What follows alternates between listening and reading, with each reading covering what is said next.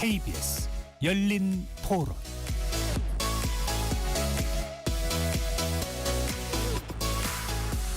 안녕하십니까. KBS 열린 토론 배종찬입니다. 여러분은 로봇과 함께 일할 준비가 되어 있으십니까? 지난 22일 전국 금속노동조합 현대차 지부는 노사 합의 없는 현대차의 로봇 신기술의 생산 현장 도입에 반대 의사를 밝혔습니다. 현대차의 차세대 로봇 아틀라스가 양산될 경우 생산 원가는 50% 절감되지만 현장의 노동자들은 일자리 증발이라는 실존적 공포를 마주하게 되는 상황인데요. 잠시 후 열린 토론 10톡의 내분 패널과 함께 기술의 축복이 소수의 자본에 독점되지 않고 사회 전체의 복지가 되기 위해 우리는 무엇을 준비해야 할지 논의해 보겠습니다. 흑백 요리사 2 흑백 흥행 열풍이 예사롭지 않습니다. 출연 셰프들의 식당 예약률은 방송 전보다 350% 이상 폭증했고 유통가에는 셰프들의 레시피를 담은 간편식들이 완판 행진을 이어가고 있는데요. 잠시 후 2부에서 흑백 요리사 2가 남긴 이야기들 짚어보도록 하겠습니다. KBS 열린 토론 지금부터 시작합니다. 치열한 토론 속에서 더 나은 세상을 찾아갑니다. 올바른 세상을 만드는 첫걸음. 평일 저녁 7시 20분 KBS 열린 토론.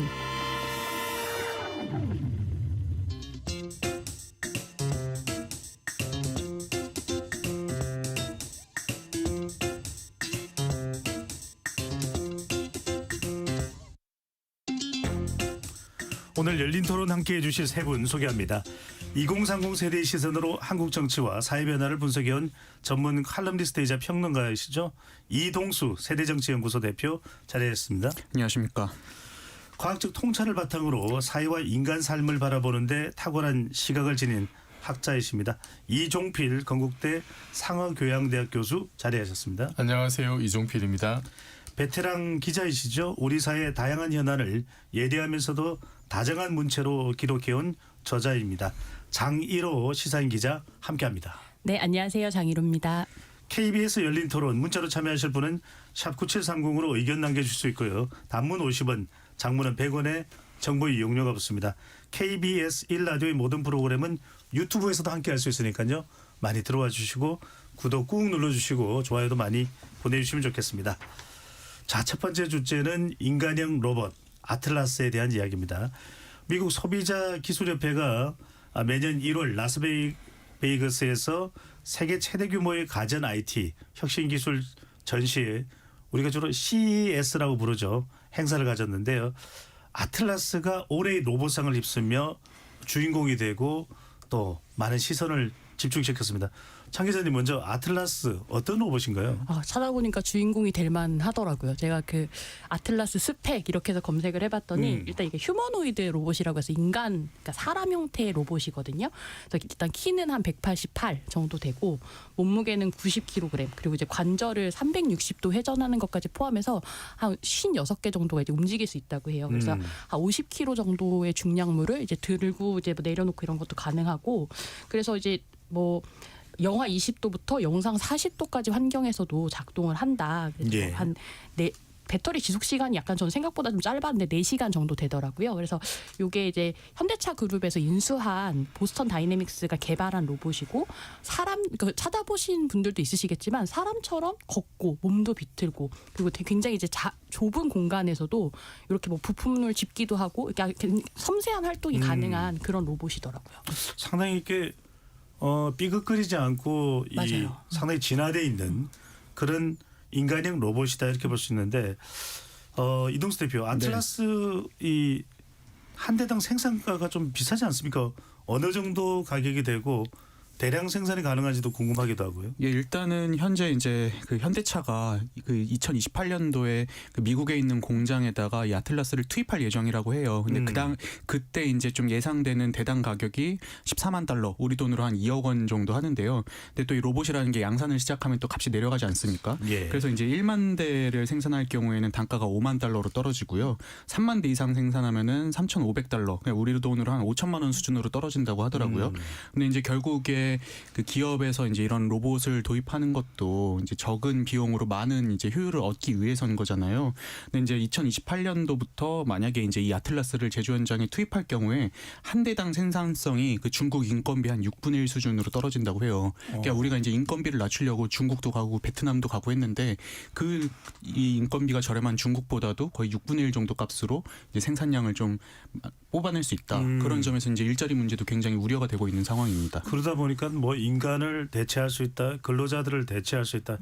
실제로 한번 우리 청취자분들 또 유튜브 시청자분들도 아직 이 아틀라스의 이 동영상을 못 보신 분들이 있다면 실제로 한번 찾아서 보시게 되면 저도 방송 전에 몇 가지 영상들을 봤는데 상당히 이 관절도 부드럽고 깜짝깜짝 놀랄 정도의 수준이 아닌가 싶은데 뭐 요즘에는 테슬라 같은 경우에도 자동차 생산보다는 로봇 생산을 더 치중할 수도 있다 뭐 이런 얘기도 나오는데 영상으로 보면은 참 뭐 360도로 관절이 꺾이기도 하고 이게 뭐 한 56개 정도인가 한 56개 정도의 이 관절 부분이 있다고 하기도 하고 배터리도 자동 교체도 된다 이런 이야기도 나오는데 이 지켜본 CES에 참여를 한 분들의 반응은 어떤가요?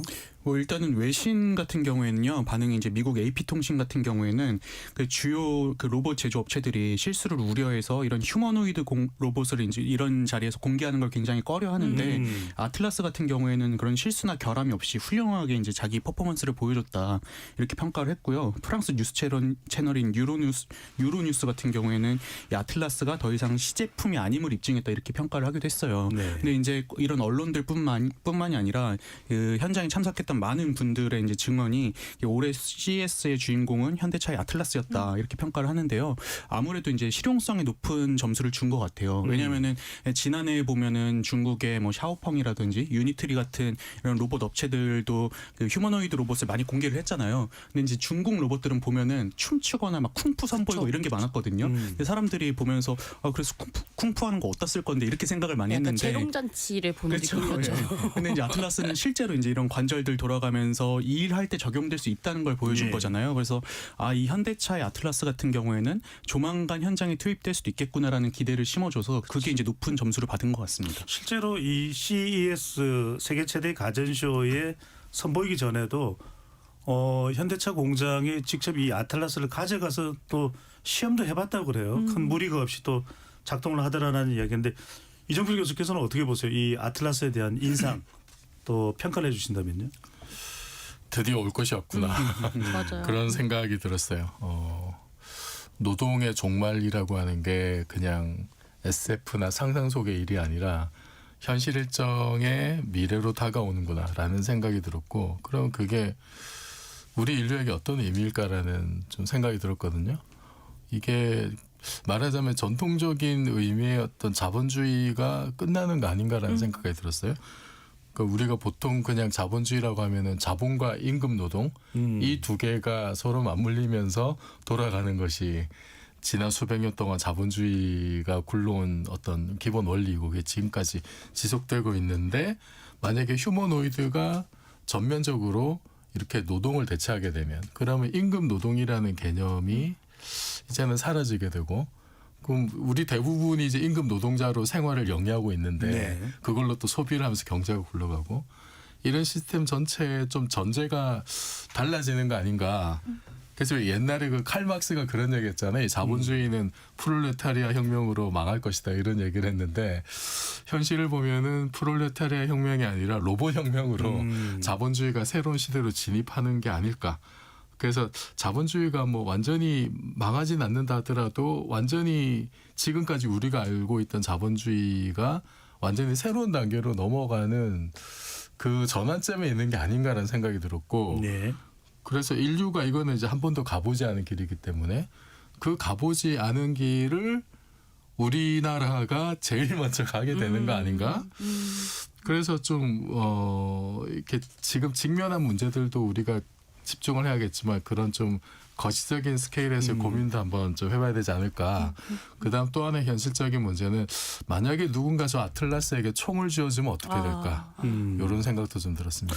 장기로 기자는 어떻게 보세요? 이게 시사인 같은 언론사에서도 뭐 로봇에 대해서는 이전에도 우리가 조명을 한 적은 있지만 상당히 빨리 다가오고 있다는 생각이 들지 않으세요? 그렇죠. 뭐 사실 AI만 해도 그게 일종의 로봇 기술인 건 거잖아요. 그 이제 피지컬 인공지능이니까 네. 피지컬 로봇이냐 아니냐의 차이만 있을 뿐이지 이미 피부로 되게 많이 좀 다 있다라는 느낌이 들고, 그러니까 이게 지금이야 와 제법이네라고 생각하지만 언제까지 우리가 제법이네로 끝날 것인지, 그러니까 그 제법이네 하고 나서 생각하기에는 그럼 사람은 어떻게 되는 거지라고 하는 질문이 너무나 자연스럽게 나올 수밖에 없어서, 거기다가 이제 워낙 또 현대차에서도 공장이 이미 투입할 거다라는 계획까지 좀 이야기를 했기 때문에 그러니까 이제 로봇이 쓸모 있는 시대가 왔다라는 것은 그러면 이제 우리의 일자리는 어떻게 되는 거지라는 질문에도 답을 해야 되는 시대가 됐다라는 생각이 들더라고요. 이게 속도가 진짜 엄청난 것 같은 게 테슬라 같은 경우에도 그 휴머노이드 로봇 옵티머스가 있잖아요. 근데 그게 한 2, 3년 전만 해도 맞아요. 줄에 매달려 있었거든요. 맞아요. 사람들이 이거 보면서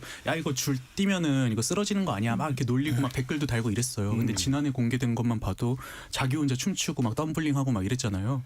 근데 이제 미국뿐만이 아니라 중국에서도 이제 아까 말씀드렸던 그 샤오펑이라는 자동차 회사가 지난해 말에 이제 휴머노이드 로봇을 공개를 했는데, 청취자분들께서도 한번 인터넷 찾아보셨으면 좋겠어요. 전 처음에 그 로봇이 이렇게 걸으면서 등장을 하는데 사람이 쫄쫄이 입고 그냥 걸어가는 건 줄 알았거든요. 근데 그게 로봇이라고 구분이 안 하더라고요. 예, 너무 소름 돋더라고요. 그래서 이 발전 속도가 어마어마한 것 같습니다. 자, 이 흐름을 참 거스르기는 쉽지 않을 것 같고 실제로 그런 이야기를 이따가 또 하겠습니다만, 이재명 대통령도 흘러가는 이 수레를 막을 수는 없는 것 아니냐라는 이야기를 합니다. 과연 이런 로봇의 등장, 아틀라스의 역습, 축복일까 재앙일까요? 이 교수님, 이 로봇의 혁신적인 발전에는 인공지능 이야기도 있는 것 같아요. 아틀라스의 구글의 제미나이 AI가 탑재되면 하루 만에 공장 일을 배운다, 이런 이야기도 나옵니다. 네, 이미 이 보스턴 다이나믹스하고 구글 제미나이 쪽하고 이렇게 상호 협력을 하기로 이렇게 파트너십을 체결했다고 하죠. 그래서 아틀라스 이 두뇌에 그 제미나이가 탑재되는 거는 이제 뭐 시간 문제일 것 같고, 예. 그리고 이제 그 칩을 담당하는 건 또 이제 그 엔비디아가 될 것 같고, 아마 그런 삼각 체제가 만들어질 것 같은데, 근데 이번에 그 CES에서 공개된 모델도 그 모델만 해도 대부분 공장에서 일어난 작업을 하루 만에 학습할 수 있다고 합니다. 근데 이제 제미나이가 탑재가 되면 어떤 일이 벌어질 거냐? 제미나이가 일단 기본적으로 자연어를 처리하면서 멀티모달이 가능하잖아요.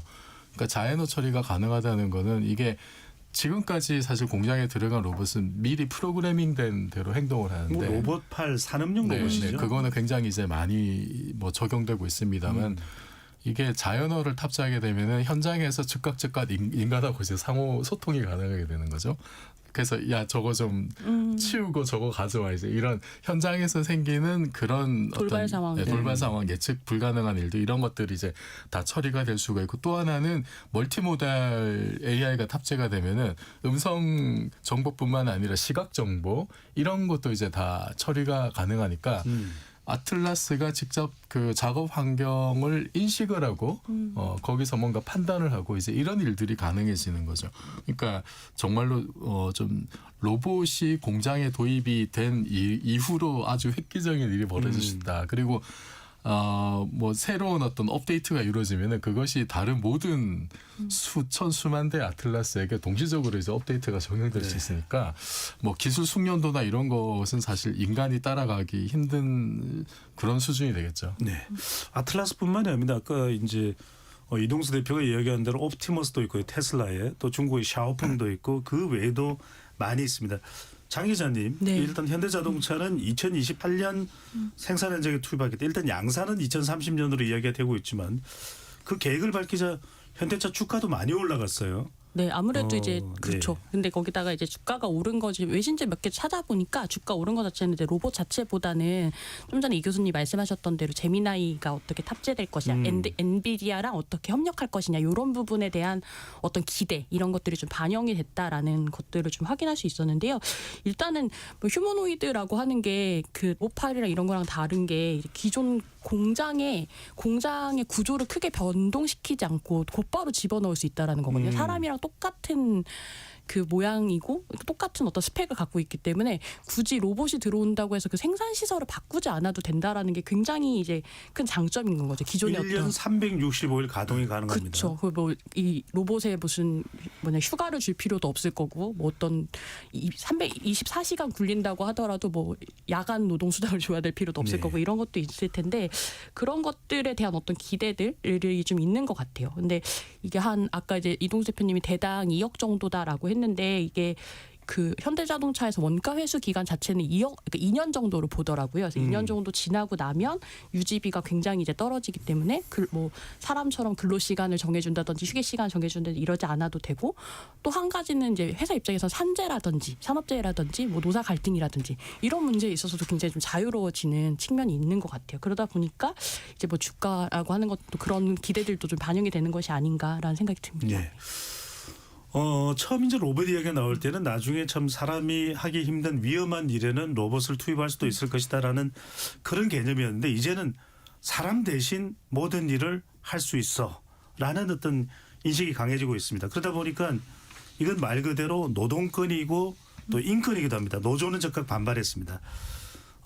이동수 대표님 어떻습니까? 로봇 도입으로 제조 원가가 이제 50%나 절감되지만 이게 노동자들에게는 일자리가 이제 노동권이거든요. 정년 연장 또 취업난도 있기 때문에 참 일자리 하나 얻기가 쉽지 않은데 로봇까지 투입이 된다. 상당 갈등이 예상되네요.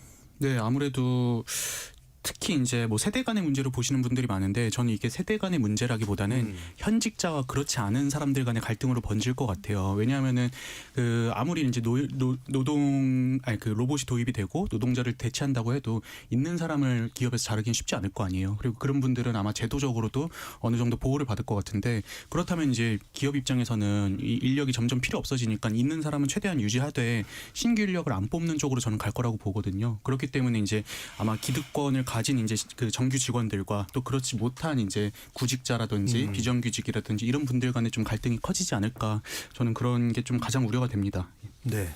자, 이런 이야기를 세 분과 좀 해봐야 될 것 같아요. 발전하는 이 기술의 진화를 급속도로 이 발전하는 혁신적인 변화를 막을 길은 없을 겁니다. 하지만 또 우리가 안정적으로 유지해왔던 이런 사회적인 또 체제를 송두리째 날려버릴 수는 없거든요. 자, 그렇다면 기술 진보를 막는 집단으로 노조를 볼 거냐 아니면 사회 안전망이 없는 상태에서의 정당한 생존권이냐 이게 어느 한쪽으로 우리가 뭐 기울어져서 판단하기 어렵습니다. 세 분은 뭐 어떤 좀 첫 단추를 논의하는 것이 필요하다고 보시는지 먼저 이정필 교수님 어때요? 노조가 이제 로봇 도입을 반대한다는 식으로 언론 보도가 나는데 제가 이야기로는 그 노조에서 하고 싶었던 이야기는 일단 좀 노사 대화가 우선돼야 되는 거 아니냐 이제 이런 취지인 것 같아요.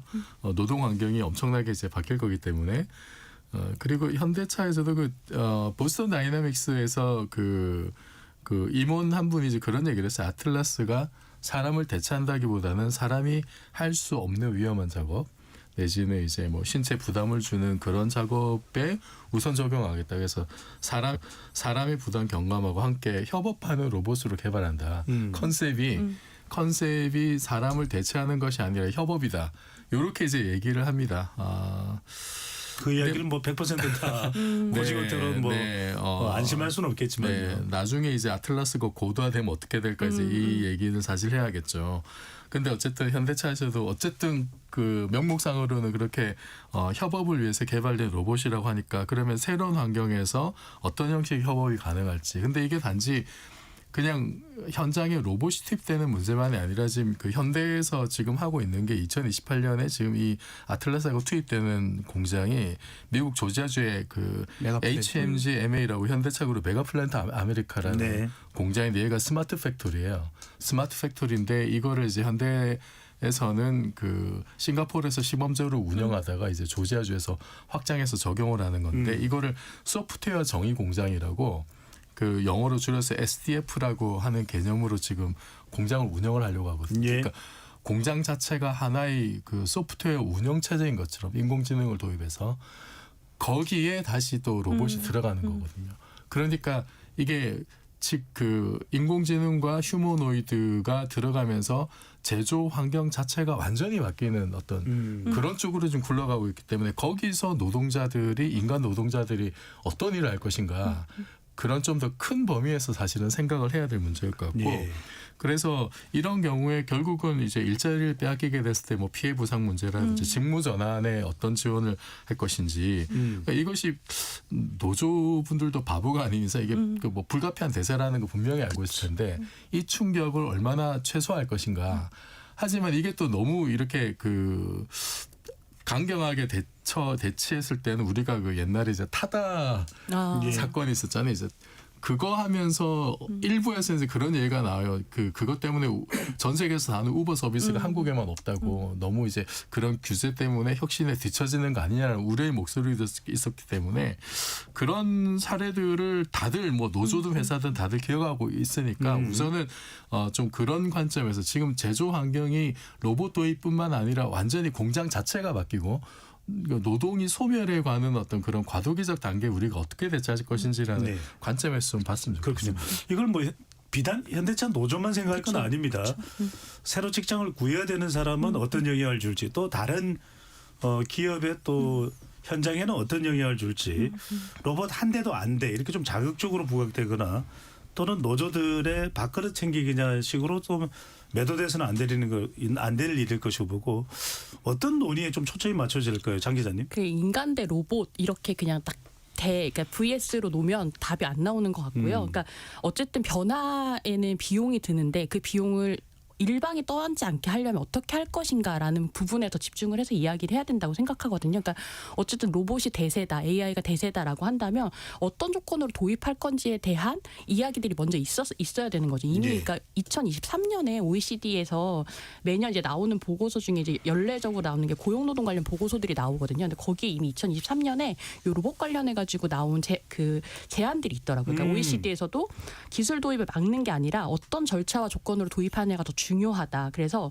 AI나 로봇 전환은 피하기 어려운데 노동자한테 비용이 일방적으로 전가되지 않게 하려면 그런 갈등이 커지니까 어떻게 해야 되느냐 하면서 제안하는 게 뭐냐면 어떤 공정에 언제 투입할 것이다 라고 하는 걸 굉장히 투명하게 밝혀야 된다. 그래서 이제 일자리나 임금이나 안전이나 숙련이나 이런 것들이 어떻게 바뀌는지를 회사가 데이터를 제시해야 될 의무가 있다라는 건 거죠. 그리고 어쨌든 강제 해고가 없다라고 하는 것을 그렇다면 이제 어떤 식으로 전환 배치를 할 것인지 재배치를 할 것인지 혹은 전직을 할 수 있도록 훈련은 어떤 방식으로 할 것인지 이런 부분에 대한 논의 그다음에 만약에 생산성이 비약적으로 늘어날 거라고 우리가 예상되잖아요. 예. 로봇이 도입됐을 때 그랬을 때 그것에 대한 성과는 어떤 방식으로 노동자와 또 배분할 것인지 이런 부분 그리고 또 이제 만약에 안전 문제나 책임 문제에 있어서는 어떻게 나눌 것인지 요 세 가지를 패키지로 합의하라는 게 지금 OECD에서 이야기하고 있는 거거든요. 그러니까 이런 부분들을 구체적으로 논의하는 사회적 합의 테이블들이 저는 지금도 좀 늦은 것 같아요. 빨리 좀 이야기가 돼야 되는 부분 중에 하나가 아닌가라는 생각이 듭니다. 그러니까 장 기자님 말씀이 참 중요하다는 생각이 드는 게 우리가 타격을 받거나 줄 수밖에 없는 이 경착륙이 아니라 하드 랜딩이 아니라 소프트 랜딩으로 이런 것들을 좀 서둘러서 하지만 제대로 좀 준비를 할 필요가 있을 것 같은데 심지어는 뭐 로봇의 이야기도 나옵니다. 이렇게 되는 큰 변화에 또 준비하는데 비용이 될 수밖에 없기 때문에 로봇 세를 거둬야 된다는 이야기도 나오는데 네. 이동수 대표는 어떻게 보시는지? 그 관련해서 제가 이제 자료를 찾다가 이게 좀 시간이 지난 자료긴 한데 의미가 있어서 가져왔어요. 그 미국의 경제정책연구소라는 민간 싱크탱크가 있는데 거기서 2012년 4월에 미국 노동 현황 보고서라는 걸 발간을 했거든요. 근데 그 내용을 보면은 1973년부터 2011년 사이에 그 미국의 생산성이 80.4% 증가를 했대요. 그럼 월급도 그만큼 올라야 되는 거잖아요. 근데 중산층의 실질 가처분 소득은 10.7% 증가를 했다고 합니다. 그럼 생산성은 늘어나는데 월급이 안 늘었으면 그 남는 이익은 어디로 갔느냐? 경영진이나 그렇죠. 뭐 당연히 이제 예. 자본가, 뭐 경영진 이런 쪽으로 간 거죠. 근데 상식적으로 우리가 봐도 생산성이 비약적으로 증가했을 때 이제 그 로봇을 갖고 있는 쪽에서는 일단 그 노동자들의 임금은 최소한으로 주려고 할 거 아니에요. 그럼 그 남는 만큼은 또 이제 뭐 자본가나 이쪽으로 갈 수밖에 없고 그만큼 이제 사회적인 양극화도 심해질 수밖에 없는 거잖아요. 그래서 이제 빌 게이츠 그 마이크로소프트 회장 같은 경우도 2017년도에 이미 이제 로봇에 도입해야 된다 이런 얘기도 했고 정치권에서도 뭐 이재명 대통령이나 김종인 전 국민의힘 비대위원장이 기본소득 주장을 한 거잖아요. 근데 저는 우리가 지금 이런 거 가지고 싸워야지 막 누구를 제명하고 이런 걸로 싸울 때는 아니라고 생각해요. 그러니까 어떻게 과세하고 그러니까요. 어떻게 재분배할 어떤 것인가 방법을 이제 고민할 어떻게 할 것인지를 고민을 해야 되는데 이런 논의가 진짜 정치권에 너무 없는 것 같아서 좀 아쉽다는 생각입니다. 그러니까 노동자들은 다 세금을 내잖아요. 근데 그렇게 대체되는 만큼의 세금은 어떤 방식으로 그러니까 그 일종의 사회 보장을 어떤 방식으로 할 것이냐의 부분에 대한 논의가 되게 그 기술은 앞장서서 막 가고 있는데 되게 뒤처져 있다는 느낌이 받긴 하는 그리고 거예요. 저는 그 이게 또 그 일자리에서 어떤 영향을 끼칠 거냐고 생각을 하냐면은 그 모든 직종이 다 바뀔 거라고 지금 예상이 되잖아요. 머리 쓰는 직업, 뭐 몸 쓰는 직업 다 바뀔 거로 예상이 되는데 가장 마지막까지 대체되지 않을 직업 하나만 꼽으라 이러면 전 정치인 꼽을 거거든요. 왜냐하면 자기네들을 대체할 법안을 통과시키지 않을 거 아니에요. 네. 네, 근데 이제 이 뜻은 이 제도를 움직일 힘이 있는 일자리와 그렇지 않은 일자리 간의 격차가 또 벌어질 수 있다. 그러면 이제 결국에 이제 힘없는 서민층들만 또 로봇으로 많이 대체되고 일자리를 잃는 그런 상황이 오지 않을까 싶습니다. 이종필 교수님요? 그 아틀라스가 지금은 이제 공장에 투입이 돼서 작업을 곧 할 거라고 하는데 이게 조금 더 나가면은 그러면은 사실 뭐 편의점 알바, 그다음 식당 알바 다 대체할 거거든요. 뭐 배달 라이더도 대체를 하겠죠. 당장의 일은 아닐 수 있습니다만 아주 먼 미래 일은 아닐 거예요. 그 실제로 그 가사 도우미 로봇이라든지 뭐 육아 로봇이라든지 이런 것도 분명히 이제 나올 겁니다. 네. 실제 이번에 CES에서 LG에서 이제 그런 그 가사 도우미 로봇 시제품을 내놓긴 했어요. 뭐 클로이드 굉장히 예, 좀 느리고 뭐 이러긴 했습니다만. 귀엽더라고요. 예. 네. 근데 이게 그 아주 먼 미래의 일이 아니고 그럼 나중에 그러면은 정말로 가사 도우미 로봇을 들이고 누구나 필요로 할 거예요. 이제 그 육아 돌봄이 이런 게 이제 굉장히 중요한 이슈니까 그런 경우에도 로봇세를 매길 것이냐 이제 그러면은 사실은 이게 또 그 가정이나 정말로 필요로 하는 그런 사람들에게 부담으로 작용할 수가 있고 이게 그 로봇을 통한 그러니까 신기술 도입을 통한 새로운 혁신 뭐 이런 것에 걸림돌이 될 수 있다라는 어떤 그런 반론들이 나올 수가 있어요. 네. 그래서 그 균형점을 찾는 것이 저는 굉장히 중요하다. 지금은 뭐 대기업 위주로 이게 지금 도입되고 있으면은 장기적으로 봤을 때 그런 알바라든지 소상공인이 이런 거를 도입하고 일반 가정에서 도입하게 될 때 어떤 문제들이 야기될 수 있는지 이런 것까지 지금 좀 계산을 해야 될 것 같습니다. 네.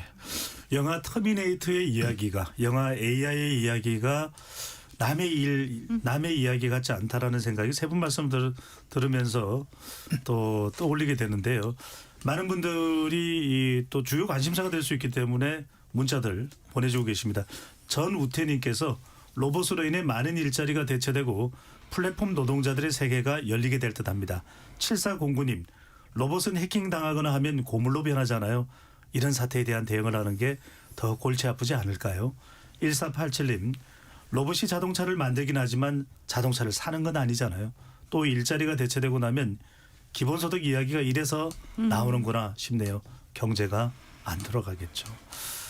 자, 경제에 대한 우려를 해주시는데 실제 그런 사례가 있었습니다. 바로 미국의 러스트벨트입니다.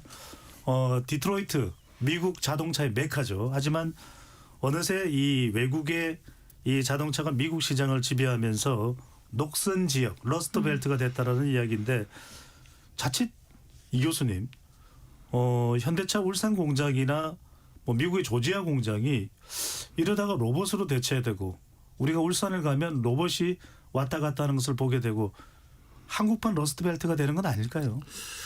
제가 뭐 이 분야에서 전문가가 아니라서 말씀드리기 좀 조심스럽습니다만 그 디트로이트가 이제 러스트벨트가 된 그 현상의 그 본질은 뭐냐면은 이제 거기 있던 여러 공장들이 미국의 다른 지역이나 해외로 이전한 거거든요. 이제 뭐 남동부의 선벨트라고 하죠. 이제 그런 쪽으로 갔든지 멕시코로도 많이 가고. 네, 다른 나라 해외로도 이제 이전했는데 가장 큰 이유 그 요인들이 여러 가지가 있더라고요. 제가 생각에 가장 큰 이유는 일본이나 독일 차들에 비해서 미국의 그 자동차가 그 제조 경쟁력이 약화됐기 때문인 것 같아요. 품질도 안 좋고 이제 이러니까 사실은 그게 본질적인 이유였던 것 같고 그리고 그 상대적으로 이제 미국은 이제 변화에 둔감을 했던 그리고 미국이 뭐 기술이 그렇게 개별적인 기술은 굉장히 뭐 뛰어났는데 엔진이나 변속기나 뭐 이런 걸 만드는 기술은 뛰어났는데 그래서 이제 자동화에도 굉장히 앞섰습니다만 그런 설비들을 고정화된 대형 설비로 대체하는 데만 만족을 하고 그러니까 좀 유연성이 떨어지고 그러다 보니까 사실은 이제 뭐 다른 일본이나 독일 차에 비해서 경쟁력이 떨어지고 뭐 여러 가지 다른 요인들이 맞물리면서 이제 뭐 노조 문제라든지 뭐 인건비 문제라든지 이제 이런 것 때문에 그 공장들이 옮겨가면서 이제 그냥 정말 녹슬게 된 이제 이런 케이스인 것 같아요. 거기에 비하면은 지금 그 얘기되고 있는 이제 방금 말씀하신 현대자동차의 그 조지아주의 현대 그 메가플랜트 아메리카 이제 이런 경우는 아까 말씀드렸듯이 소프트웨어 정의 공장이어서 그 러스트벨트화가 됐던 디트로이트의 그 뭐 미국 공장하고는 조금 다르지 않을까 상황이. 네. 예, 이게 그런 뭐 인공지능과 소프트웨어 중심으로 그 굉장히 좀 유연하게 상황에 대처할 수가 있고 그리고 지금 요 공장에서는 같은 라인에서 서로 다른 종류 한 10종 이상의 새로운 그 차들을 생산하는 생산 라인을 바꾸는데 뭐 재래식 공장에서는 뭐 수개월에서 1년 이상 걸리는 것들 예. 여기서는 뭐 몇 주 만에 이제 바뀔 수가 있는 거거든요. 그러니까 유연한 대처가 가능하기 때문에 이게 공장이 경쟁력을 잃어서 다른 지역으로 옮겨가면서 그 러스트가 되는 이런 일은 좀 벌어지지 않지 않을까라는 생각이 언뜻 들어요. 예. 하지만 이제 다른 식의 뭐 이제 사람들이 다 빠져나가고 정말 기계만 있고 근데 거기 인간의 통제력을 벗어나는 일들이 벌어지는 다른 형태의 문제들이 뭐 생길 수도 있을 것 같습니다. 그러니까요. 네. 공장 자체가 로봇이 된다는 이야기처럼 들리기도 한데 그래서 나오는 이야기가 화이트 칼라의 몰락, 이른바 문과생의 몰락 이런 이야기가 나옵니다. 이동수 대표. 네. 어떻습니까? 미국의 경우에도 문과생들은 취업이 어려워지고 앞으로의 미래는 AI 반도체, 로봇 또 바이오가 된다니까 어느 것 하나 또 문과하고는 별 관련이 없어요. 그런 세상이 될까요? 미국 상황은 어떻습니까? 이미 오고 있는 것 같아요. 그냥 10년 전만 해도 그 알파고 나왔을 때만 해도 사람들이 이제 인공지능 등장하면 힘든 일은 이제 로봇이 하고 사람은 머리 쓰는 일만 하면 돼 이렇게 생각을 했는데 10년 지나고 보니까 완전 반대가 됐잖아요.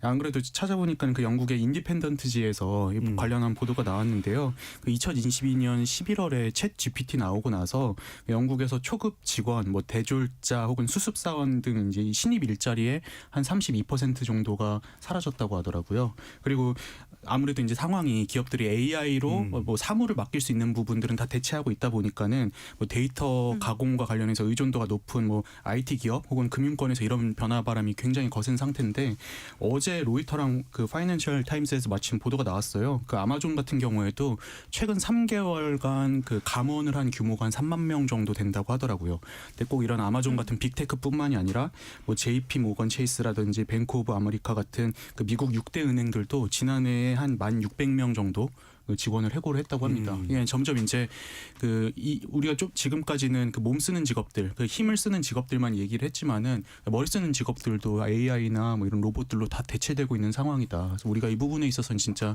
경각심을 가져야 되는 것 같습니다. 아니 장 기자님, 뭐 자동차뿐만이 아닙니다. 요즘에는 사실 인공지능 로봇으로 생각한다면 심지어는 뭐 방송도 할 수 있고 기사나 칼럼까지 작성을 하고 이러다면 언론계에서도 위협이다라는 이야기가 나올 수밖에 없을 것 같은데요. 위협이죠. 그 실제로 지금 변호사 같은 경우는 그 판례 검색하거나 이런 것들 이제 막내 변호사들이 주로 하던 일들이 이미 다 AI가 하고 있어서 그 막내 변호사들이 갈 데가 없다. 그러니까 신입들이 갈 데가 없는 상황이라고 하더라고요. 근데 사실 지금 이미 언론에도 AI로 뉴스를 만든다든지, 그러니까 기초적인 어떤 사실관계를 다투는 보도들은 어떻게 보면 사람보다 더 잘한다고도 할 수 있을 것 같아요. 많은 정보를 빠르게 수집을 해서 빠르게 이제 해석을 해서 해석을 하는 게 아니라 분석해서 그냥 전달하는 정도라면 훨씬 더 로봇이 AI가 강점이 있는 것도 맞고, 대책이 있느냐라고 하면 이제 논의를 해봐야 된다라는 생각이 듭니다. 이제 뭐 국회에서도 보면 이제 뭐 큰 논란이 있어서 의원청에 열고 이러면 기자님들 모여가지고 막 타이핑 치고 언제까지 할 거냐고요. 스트레이트 기사 막 쏟아내잖아요. 네. 근데 스트레이트 기사 보면 내용 다 똑같잖아요. 그러니까요. 그래서 이런 것들은 진짜 좀 위험할 수도 있지 않을까. 그래서 뭔가 사람만이 할 수 있는 AI가 아니라도 없어져야 되는. 그래서 사람만이 네. 할 수 있는 뭔가 강점을 계속 발굴해야 되는 것 같습니다.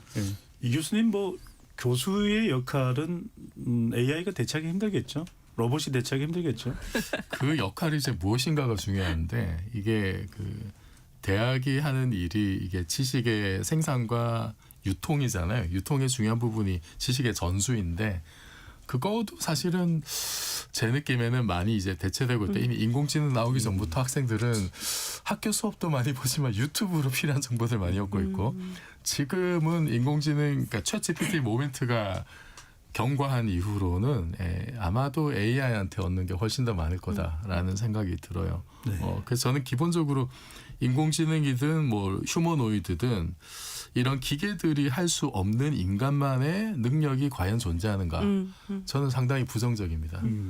뭐 거의 모든 게 다 대체될 수 있다라는 게 제 기본적인 생각이고, 그래서 지금 그럼 이런 시대에 우리가 뭘 해야 되는가? 그거 여쭤보려고 그랬어요. 세 분께 다 여쭤볼 텐데 우리 아이들에게 그럼 아이들은 학교에 가서 어떤 준비를 해야 되는 건지 AI 그리고 휴머노이드 로봇 시대에 어떤 준비를 해야 될까요? 교수님 계속 이어서 좀 네. 말씀을 해주신다면요. 네, 그 예전에 한번 소개한 것 같은데 그 멀티코어 프로세스의 아버지라고 하는 이제 짐 켈러라는 분이 이 비슷한 질문을 받고 이제 그런 얘기를 했다고 하죠. 예술과 기초과학을 가르쳐야 된다. 이런 얘기를 했는데 저도 이제 비슷한 얘기를 계속했습니다만 그 우리가 그 AI에서도 이제 중요한 게 파운데이션 모델이라고 하잖아요. 우리나라에서 국가 파운데이션 모델 이거 지금 사활적으로 하고 있는데 파운데이션 모델이라고 하는 게 이게 뭔가 다른 여러 가지 일들을 할 수 있는 어떤 기본 토대가 되는 모델이라는 얘기잖아요. 그게 인공지능에서 중요하듯이 역으로 우리 인간에게도 정말로 그런 파운데이션 능력이 중요하다.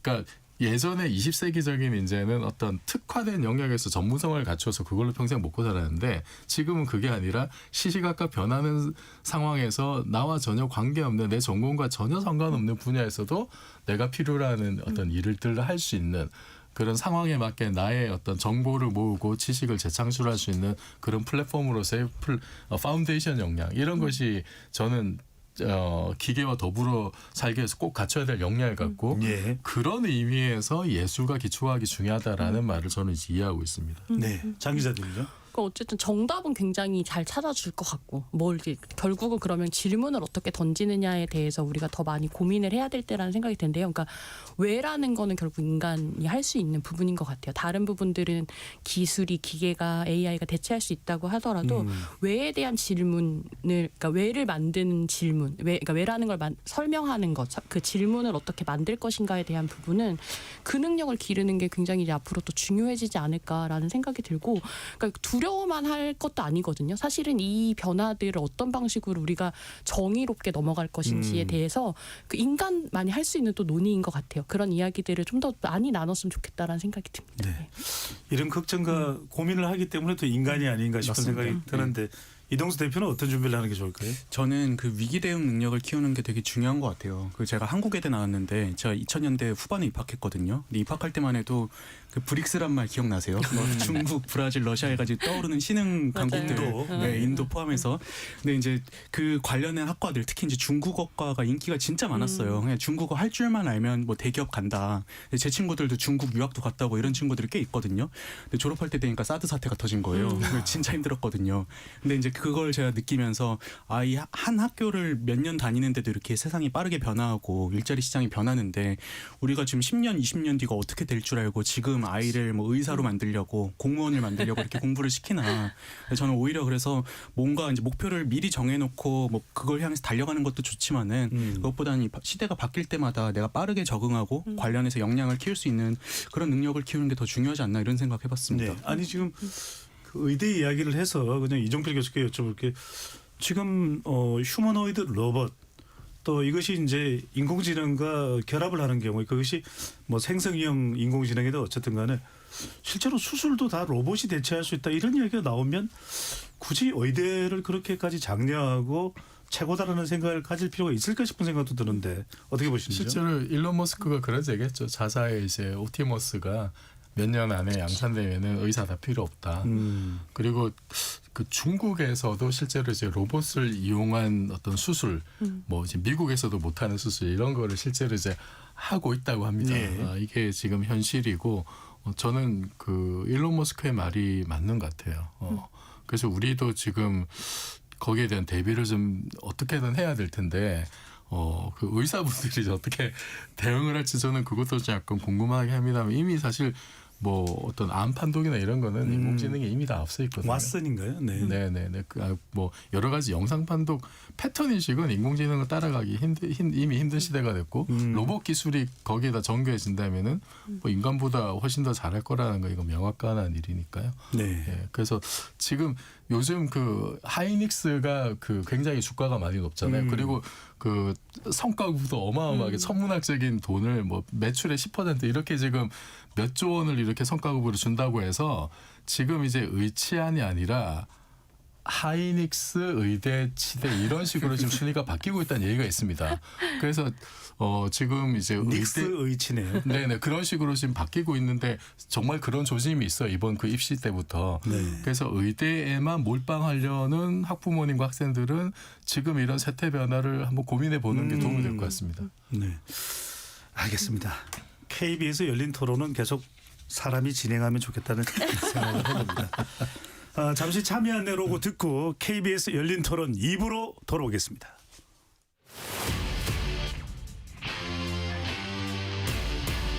토론에 정답은 없습니다.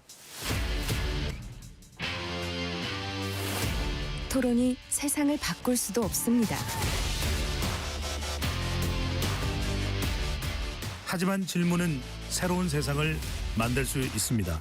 질문으로 올바른 세상을 만드는 첫걸음 KBS 열린 토론.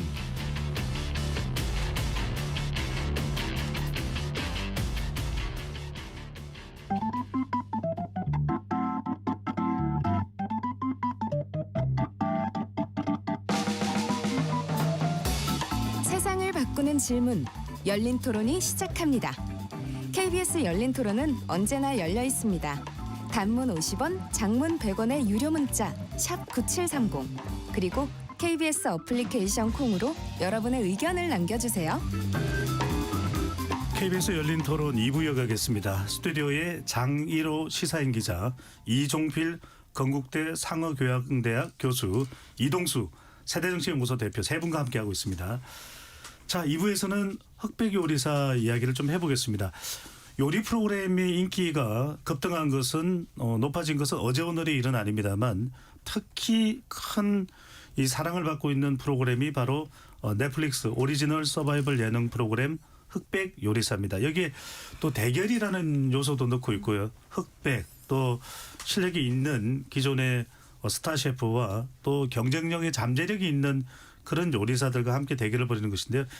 2024년 공개된 시즌 1은 3주 연속 넷플릭스 비영어 쇼 부분 1위를 차지했고요. 지난해 말부터 공개된 시즌 2도 2주 연속 비영어 쇼 1위를 기록했습니다. 일단 세 분도 보셨을 텐데 저도 봤습니다. 어떠셨어요? 재밌으셨나요? 이게 사람 빠져들더라고요. 세 분은 어떻게 보셨는지 또 왜 이렇게 인기가 뭐 다른 요리 프로그램도 인기가 많지만 있다고 보시니 먼저 장 기자님부터요. 저 너무 재밌게 봤어요. 일단 그 원래 제가 시리즈물을 다 끝나고 나야 좀 보는데 못 기다리겠더라고요. 그래갖고 근데 너무 또 그 딱 중요한 때 너무 잘 끝낸 거예요. 편집을 딱 너무 일주일을 그쵸. 너무 기다리게 만드는 그런 끊기 편집. 신공. 끊기 신공 진짜 편집을 너무 잘하셨다라는 생각이 들었고 굉장히 재밌게 봤습니다. 네, 좀 이렇게까지 요리 프로그램을 이렇게까지 집중해서 보게 될 거라고 저도 네. 저는 오히려 시즌 1보다 더 재밌게 봤어요. 그러니까 좀 다양한 흥미 요소를 넣어놨습니다. 또 백종원 또 안성재 네. 두 사람이 또 심사를 하고 또 여러 명의 다른 또 시즌 1에서 나왔던 사람들도 또 나와서 심사를 그쵸. 하기도 하고요. 근데 저는 나야 네. 재도전. 네. 아니 저는 그 진짜 이번에 시즌 2 보면서 제작진 정말 대단하다고 생각이 든 게 물론 재미는 시즌 1이나 시즌 2나 둘 다 있었어요. 근데 시즌 2가 처음에 우려가 좀 됐던 게 그 백종원 더본코리아 대표가 아, 지난해 그쵸. 논란이 되게 많았잖아요. 평판 논란이 네, 있었죠. 평판 논란이 많았는데 그게 하필이면 이제 이 시즌 2를 촬영하고 난 뒤에 막 맞아요. 논란이 커져가지고 아 이거 시즌 2 완전히 망했네 이렇게 걱정하시는 분들이 되게 많았거든요. 근데 시즌 1 같은 경우에는 편집을 보면은 그 심사위원들의 어떤 미적 감각이나 요리에 대한 지식 그리고 이들의 권위를 띄우는 편집을 되게 많이 해가지고 뭐 백종원 대표나 안성재 셰프가 주목을 많이 받았잖아요. 근데 시즌 2는 그냥 이분들은 보니까 그냥 점수 주는 사람이더라고요. 그래서 이분들에 대한 비중을 낮추고 요리하는 셰프들에 대한 비중을 높이다 보니까는 그 백종원 대표에 대한 논란도 되게 무난하게 넘어가고 저는 아 넷플릭스의 이 기획력이나 이런 것들이 진짜 대단하구나 싶었습니다. 네. 방송사마다 엄청 그 눈치를 많이 봤다 그러더라고요. 그러니까 백종원 대표가 그 이미 촬영해 놓은 프로그램들이 방송사마다 다 있어서 어디가 먼저 매를 맞을 것인가 약간 이거를 두고 엄청 그랬는데 흑백 요리사가 굉장히 좀 연착륙을 하게 만든 또 그런 방송이었던 것 같아요. 여러 번 또 많은 또 출연자들이 있었고 또 뭐 백종원 이 대표 한 사람이면 또 집중되지 않은 이유도 있을 테고 그쵸. 이종필 교수는 어떻게 보셨는지요? 일단은 그 볼거리가 너무 많았다. 촬영도 정말 잘한 것 같고 스케일도 더 커져서 압도적인 스케일. 야 저렇게까지 돈 참 많이 썼겠구나 이런 생각이 들고 이제 보는 사람으로서 굉장히 화려한 볼거리. 정말 현장에 있는 듯한 그런 연출이 굉장히 좋았고 그리고 사실 요리 프로그램의 한계라고 하는 게 시청자가 직접 냄새와 맛을 느낄 수가 없잖아요. 그러니까 뭐 예를 들어서 노래 경연이다. 그건 직접 같이 들을 수가 있고 뭐 좋은 풍경을 보여주는 건 같이 볼 수가 있는데 냄새와 맛은 그게 안 된단 말이에요.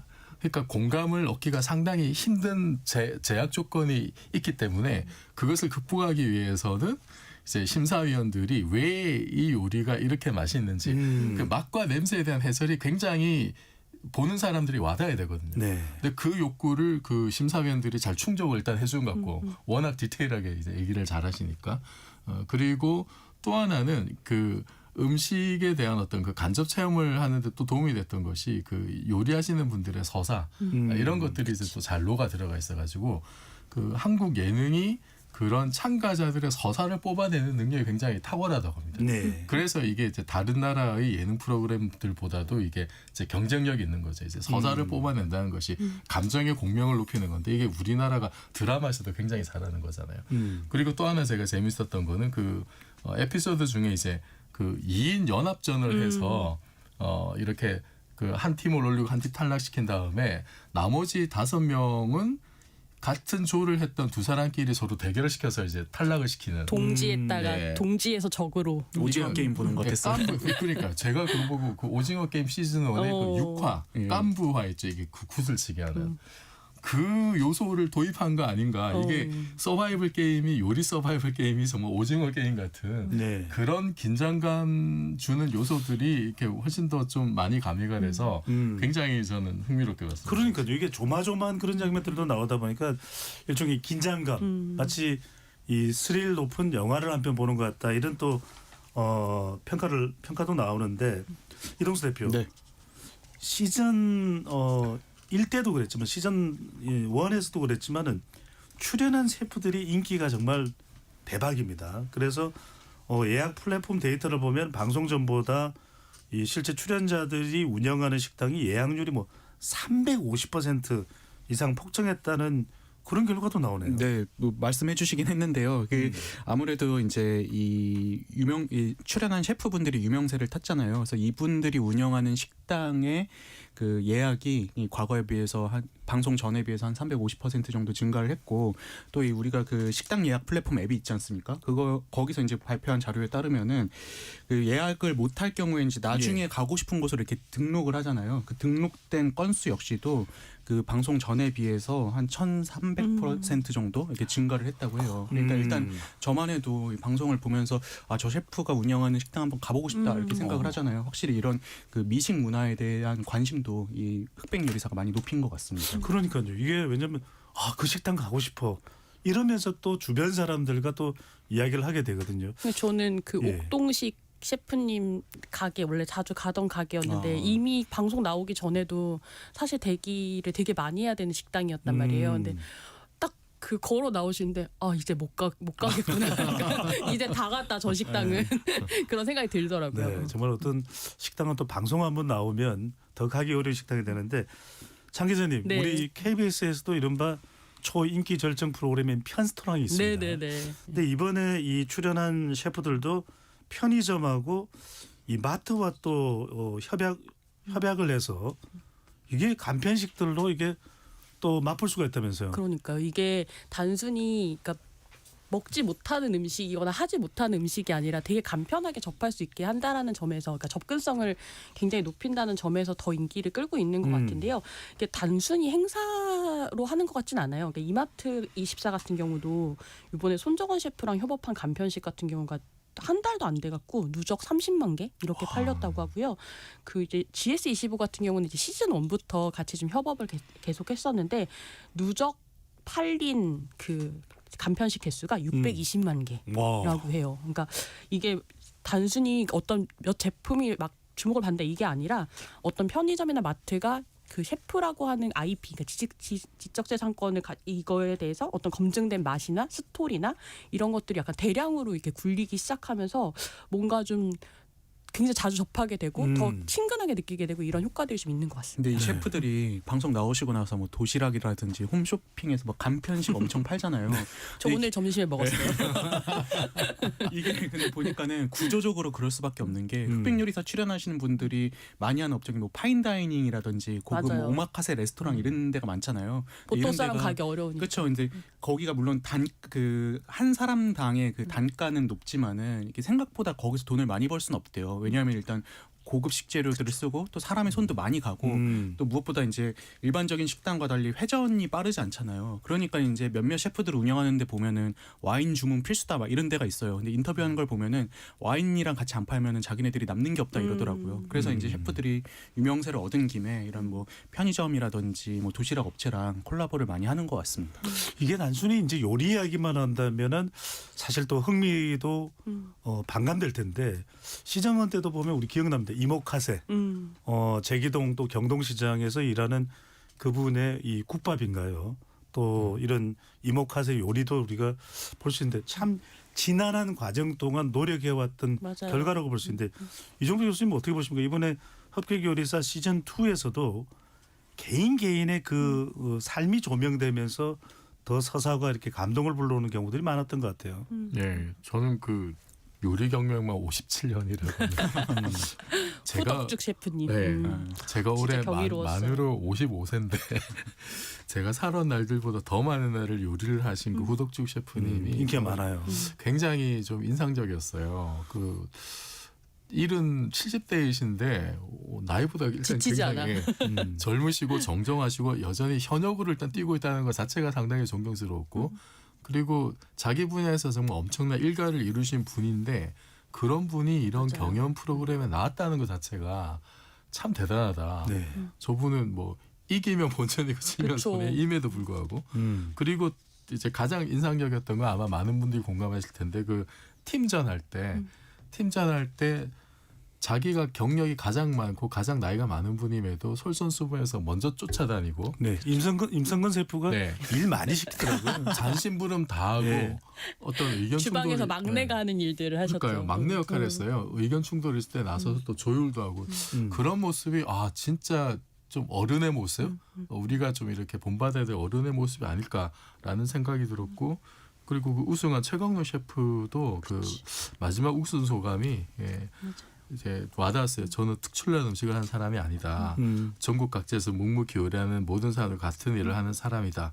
라고 얘기를 하면서 그 멘트 하나가 그리고 그 생각이 담긴 어떤 요리를 또 이제 출품함으로써 자기만 돋보인 것이 아니라 흑백 요리사에 참가한 다른 모든 셰프들까지 돋보이게 한 그런 예능에서 정말 보기 힘든 엔딩이지 않았을까라는 생각이 그러니까요. 들더라고요. 최강덕 셰프는 또 냉장고를 부탁해서의 모습과는 또 다르더라고요. 장 기자님 또 하나는 네. 저 이런 프로그램 보면서 왠지 이렇게 보는 분들도 요리를 할 거잖아요. 뭐 장 기자님도 가끔 요리하실 텐데 네, 가끔. 약간 마음가짐도 좀 달라질 것 같아요.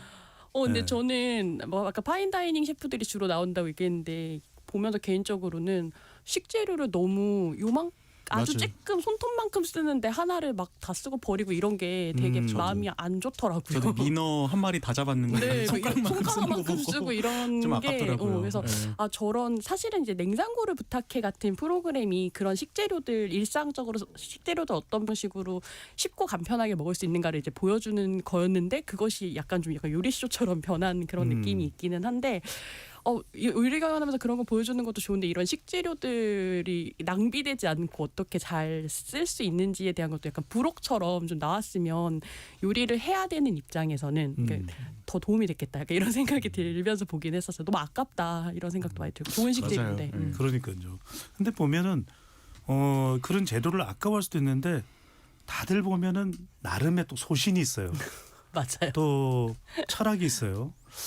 그 어떤 셰프는 또 이렇게 이 아기를 생선 아기를 이렇게 걸어놓고 다 이렇게 발굴하는 모습도 정우영 셰프. 저 아기라고 셰프. 들었어요 방금. 어? 아기라고 아군가요? 들었습니다. 아기? 아기. 예. 아기. 예. 아기. 네. 알겠습니다. 죄송합니다.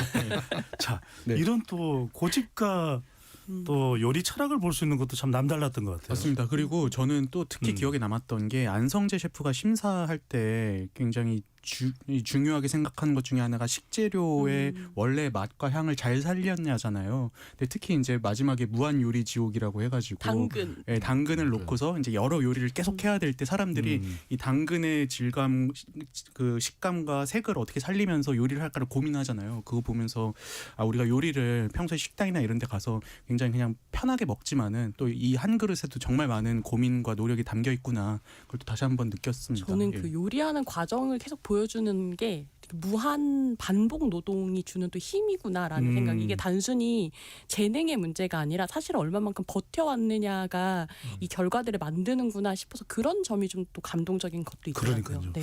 그 요리가 뭐 쉽게 나오는 것도 아니고 그냥 짠하고 나오는 것도 아니고 말 그대로 오랜 시간 동안 또 실패도 해보고 반복해서 얻어낸 것인데 자 그래서 세 분께 여쭤보겠습니다. 흑백 요리사 시즌 2를 보면서 가장 인상적이었던 음식 하나만 꼽아주신다면 먼저 이동수 대표부터요.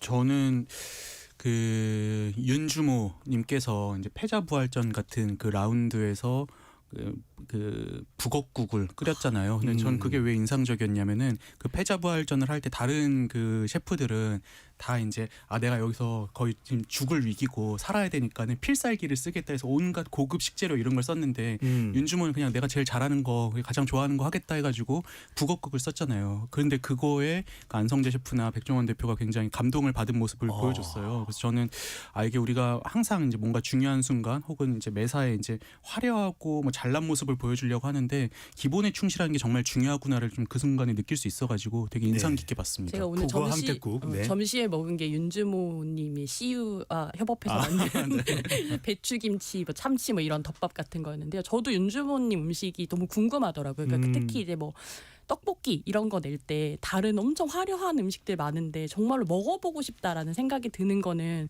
윤주모님 음식이었거든요. 근데 동시에 북엇국 레시피 보다가 약간 뒷걸음질 쳤던 게 집에 면보가 없는데 면보로 이제 국물을 또 이렇게 깔끔하게 뽑아야 되는 뭐 그런 부분들이 있어가지고 보통 분은 아니시다. 네. 약간 그런 생각이 들긴 참 했어요. 화려함보다 더 위대한 맛을 내고 또 감동이 되는 그런 기본에 철저한 그런 윤주모의 모습도 있을 거예요. 이정표 교수는 어떤 음식이 제일 인상적으로 기억에 남습니까? 저는 흑백 요리사에서 파인 다이닝이 굉장히 이렇게 좀 대세를 이룬 듯한 느낌이 들었는데 거기에 대한 약간의 저의 이제 반발 심리. 그러니까 너무 이제 화려하고 비교도 많이 들어가고 듣도 보도 못한 용어와 너무 재료와 조금이에요. 그리고 뭐 이제 재료 낭비하는 이런 문제들부터 그 낭비하는 듯이 보이는 뭐 다 낭비하진 않았겠죠 당연히. 그런 모습이 좀 너무 낯설고 이제 딴 세상에 있는 요리 같아 보여가지고 맛도 상상이 잘 안 되고 가늠이 안 되고 그래서 너무 동떨어진 이야기 이제 그런 다른 세상을 보는 재미도 있었지만 공감은 좀 쉽지 않았던 그런 면에서 저는 그 파인 다이닝이 아니라 그 이제 빨리 다이닝이라고 하는 임성근 셰프. 예, 임성근 셰프가 이제 그 지금 얘기하셨던 윤주모와 함께했던 그 박포갈비 맞아. 하고 무생채. 무생채. 네. 아, 저게 도대체 과연 어떤 맛이길래 압도적으로 이제 1위가 됐을까라는 생각이 들었어요. 거기에 그 윤주모가 또 술 빚는 분이니까 그 술 한 잔. 맞아요. 아, 그 어떤 맛일지 네. 저는 그게 가장 궁금해요. 예, 여담이긴 한데 그 물론 이제 임성근 셰프가 이후에 좀 논란이 있긴 했어요. 근데 이제 그 방송 당시에 보면은 막 자기 자랑 많이 하고 말 많이 하고 이러잖아요. 근데 또 막상 만든 요리는 되게 좋은 평가를 받았잖아요. 그 댓글을 보니까는 자기 자랑 많이 하고 말 많은 사람 중에 제대로 된 사람 처음 봤다고 뭐 그런 얘기도 있었습니다. 네, 알겠습니다. 자, 이번 시즌을 보면은 또 사찰 음식도 등장을 했어요. 그래서 뭔가 우리는 이 고기가 들어가고 또 그 좀 묵직해 보여야 또 비싼 음식으로 보여야 이제 더 주목을 받는다고 생각했는데 오히려 채소 요리, 채소를 저온에서 천천히 익힌 그런 채소 요리도 주목을 받았고 장 기자님은 이런 또 변화 어떻게 보십니까? 건강 또 저당식 이런 요리가 또 주목받는 추세가 아닌가 싶기도 해요. 맞아요. 이게 확실히 근데 비건식이라고 하는 것도 굉장히 불과 한 3, 4년 전 요때랑 비교해봐도 이제는 옵션으로 어느 식당이나 가서 있는데 옛날에는 비건하는 식당 찾기 되게 어려웠었거든요. 근데 그런 변화들이 굉장히 한국이 빠르다라는 생각도 들고 결국은 이런 어떤 채소 요리라든지 천천히 시간을 들여서 하는 요리라고 하는 거는 자기 돌봄이랑 좀 맞닿아 있는 거 아닌가라는 생각이 들었어요. 그러니까 자기를 잘 돌보기 위한 음식을 어떻게 먹을 것인가. 그러니까 뭐 맛이야 자극적이고 설탕 많이 넣은 제육볶음이 맛있겠지만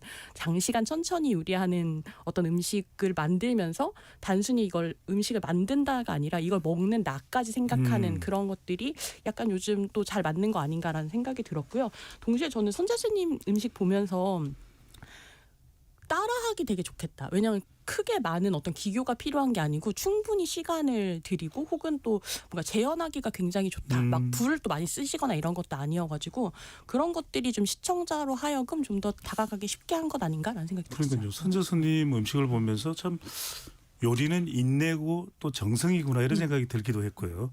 자, 아까 이제 이종필 교수께서 최강록 셰프 우승자죠. 그 이야기 하셨는데 이 최강록 셰프의 말이 상당히 인상적이었습니다. 다들 이제 승승장구 또 자신의 입지를 더 넓혀 나갈 수 있는 기회를 이 프로그램으로 삼지 않을까 생각했는데 우승한 이후에 이런 이야기를 합니다. 당분간 식당 오픈 계획이 없습니다.